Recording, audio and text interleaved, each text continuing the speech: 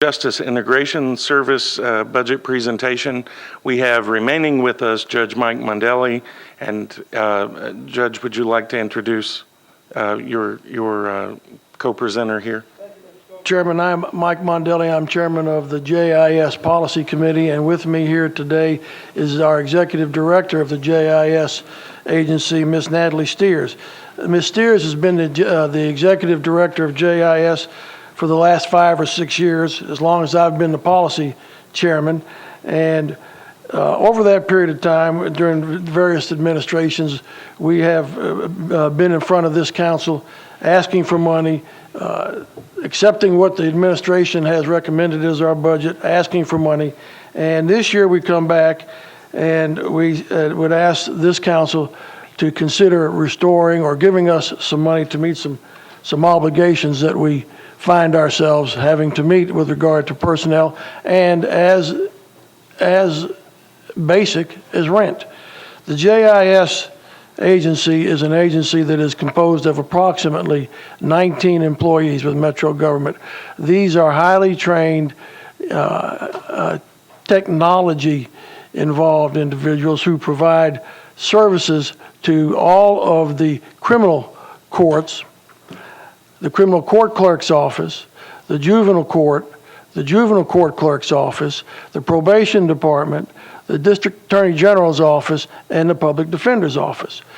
This department provides data information and technology services to all these departments. There are 18 employees, and in the past, we have had money in our budget to purchase necessary hardware, software, training experiences, consultants, and things of that sort that we need to perform our services and our programs.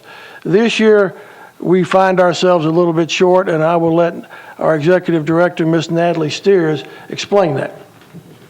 Thank you. Thank you very much. Whoops, sorry. Thank you. As Judge Mondale said, we have had several cuts over the past few years, and we have lost employees due to those cuts. And we are a department that offers technology services, as he says, and those technology services come in the way of enhancements to applications, and a lot of times, which help the other agencies to streamline their processes and also to expand their services to the public. This year was a particularly difficult budget to put together because we're really don't have any place else to cut. Our budget consists mainly of salaries and things like rent, but also we house all of the software licensing for everything that is used for all of our agencies. So it's not utilized by JIS, but it's utilized by everyone else, but it sits in our budget. So we can't really cut anything like that. So this year we just couldn't look at employees again, so we looked everywhere else. The recommended cut is $15,000.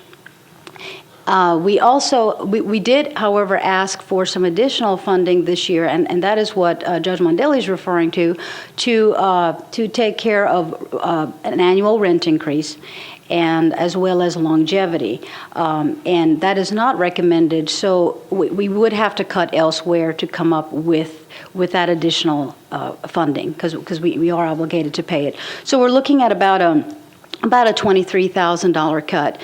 We would cut it from several areas. The main impact for this cut would be in management consulting fees. And every year I do talk about what JIS does and the fact that we don't necessarily use vendors. We do all of the development of software in-house. However, our management consulting fees is a pot of money that is utilized in case of an emergency. We are a small department, and if something falls outside of the skill sets that we have, or is an emergency where a system is down, and we're talking crucial systems used by so many, that we would have money to bring somebody in.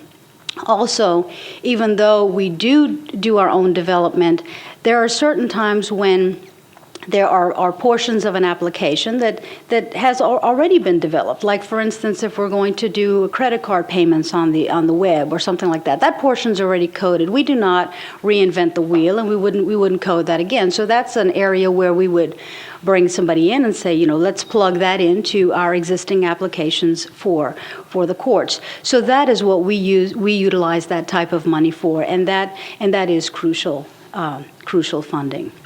So I would ask if anyone has any questions at this time. Councilmember Tigard. Thank you. In your all's analysis, you make mention the inability to purchase equipment such as printers, scanners, copy machines, receipt printers, electronic signature devices. Are those purchases 4% eligible?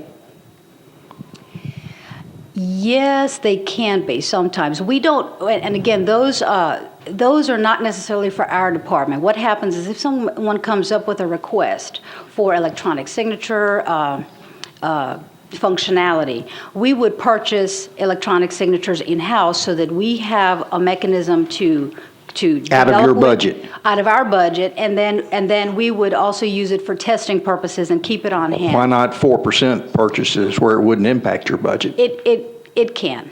It can be purchased through 4%. We do have 4% money in the past where we have purchased those kinds of things. Usually they're a little bit bigger items. That is a smaller budget for the small purchase. Why wouldn't you go ahead now and compile your list of the items that you thought you might need or knew you needed this year and go ahead and submit it to Mr. Reebland? He's over there cash flush with 4% money. Well, we do have a 4% request in, and you're correct. But the 4% request that we have in is for larger equipment that does benefit everyone. The small equipment budget is really the small things that come up because of a request, like a receipt printer or something like that. Really nothing that we have in our big plans at JIS. I'm just trying to help mitigate your situation with. Thank you. Very good. Thank you. Councilmember Gilmore. Thank you, Vice Chair Harmon. I have two questions. One, I wanted to know, what coordination do you use with ITS in terms of service? I remember, it seems like last year you were speaking to that. I can't remember. I apologize. And the second one is, do you charge the other departments that you manage a fee for housing their software, their licensing software? Okay, we do have a strong partnership with ITS, and it's a very good relationship. What we do is, for the most part, very different. We do utilize their services like all other departments, and we do pay them internal service fees for doing so. In regards to GIS charging our customers, that is not something that is in place. It has been a topic of discussion in years gone by, on and off every few years. It's been talked about. Nothing's ever been done. I don't know whether that is something that should be discussed or not. I mean, it seems to be working well the way it is, but I don't know if that's something that would be put on the table again or not. Like I said, it's been discussed in the past, but the answer is no.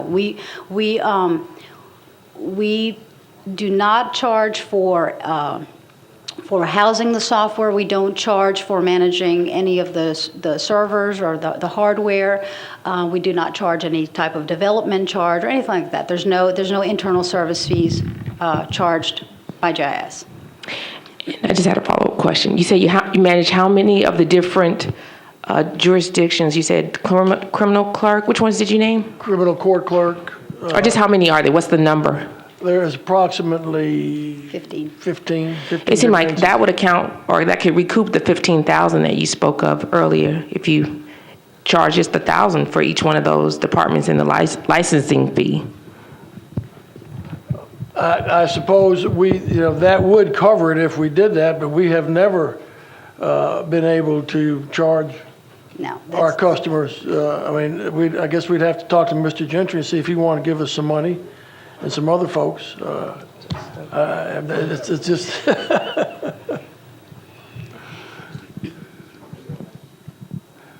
Councilmember Maynard? Thank you. I wanted to follow up with Councilman Tygart. Make it clear that if you were able to use 4% money for some of these equipment purchases, it then could possibly, Judge, eliminate your $15,000 need? I mean, you never made that clear. Not really. I think the. And why not? The $15,000 would come mostly from other areas. I think there's a small amount coming from the equipment, the Right. small equipment. Okay. I think mostly it's coming from the management consulting fee services. That's the one we're most concerned about, and that's why I brought that one up. It's coming from a few different areas, but the impact isn't as great. So we're not real worried about that. We're more worried about the management consulting services, and what makes that number higher is having to cut because of the increase in rent and the longevity. But we're really not that concerned about the small equipment. Okay, now you have $7,300. What portion of that is your increase in rent? About 5. Okay, and so you want to use $2,300 for longevity? That's what we need as an increase in longevity. Is that something we're offering to Metro employees? Okay, Yes, all right, so that longevity part- is offered to Metro employees. All That's right. the additional amount that we are short, That you're short. that we're short. Okay, so the rent is $5,000.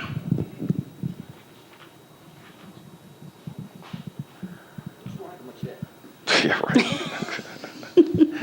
I think it would be helpful to us to see, because when you talk about equipment, it really would help us to understand how much that we could give some relief by going and using 4% money so that we can then try to eliminate or reduce or curtail the amount that you are seeking from the Metro Council in addition to what you currently have budgeted.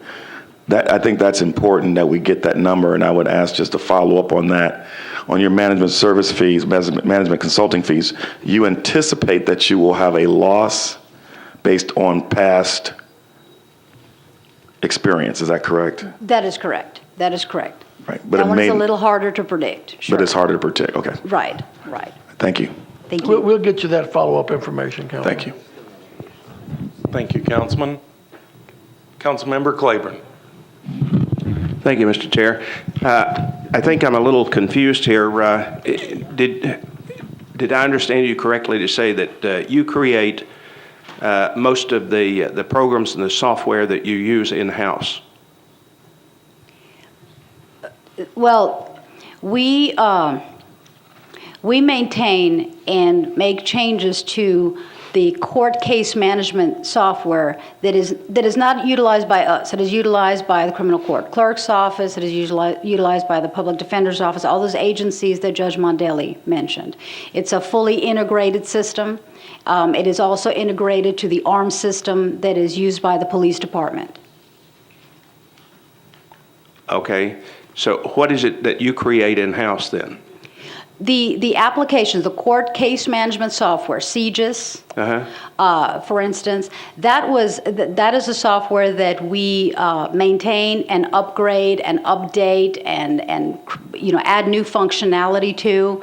And there are several case management modules or pieces of software like that we make changes to on a regular basis. Okay. So what is the new software that you have indicated here as one of your 4 primary concerns that this cut would prevent you from purchasing? Well, that is software that is deemed a tool. So in other words, we have software that is used, for instance, at JIS, like anybody would have, that, let's say we have issue tracking. We track issues within within the software. So if someone has an issue, we mark it down. That's how we track how it gets taken care of, how it gets developed. We have project management software. We have those are what we would call tools that we use to do our job. The software that we speak of in development is the software that's utilized by the courts, by those agencies. That's the large software that we do development on. So that's the difference between those two. So are you anticipating the need to make major software purchases this coming year? Major, no. No, I do not think so. I think, and that's why, as I was saying before, we do have a reduction, and it will have an impact. And I mentioned some of that impact, but it is not of great concern as the other is. The other being what? The other meaning the management consulting fees and things like rent. But software, we don't know that we will have any great purchases for software. If we have anything big that we need to purchase, that we know of in advance, that is 4% money. This is just a smaller pot of money within the operating budget that we use to purchase tools on a small scale. So when you look at your analysis here, then you have 4 items listed: computer software, office administrative supplies, small equipment supplies, and management and consulting fees. So 3 of those then are potentially 4% eligible. They, 3 of them, yes, 3 of them would be 4% eligible if they, if we had anything big for those. Okay. That is. So in our IT department here, do we not have people that are capable of meeting some of your emergency needs that you're talking about? In the IT department, do we not have people that are smart enough to deal with some of your emergency situations? If we have an emergency situation where like an Oracle database has gone down, who we would need at that point is Oracle. We would need the support of it's like equivalent to Microsoft. It would not be a technician in any area here. That's the magnitude of criticality or emergency that I would speak of. Okay, thank you. Thank you. Thank you, Councilman. I see no other council members in the queue. I'd like to thank you both for being here for your presentation, and that concludes the Justice Integration Services presentation. Thank you. Thank you, Chairman.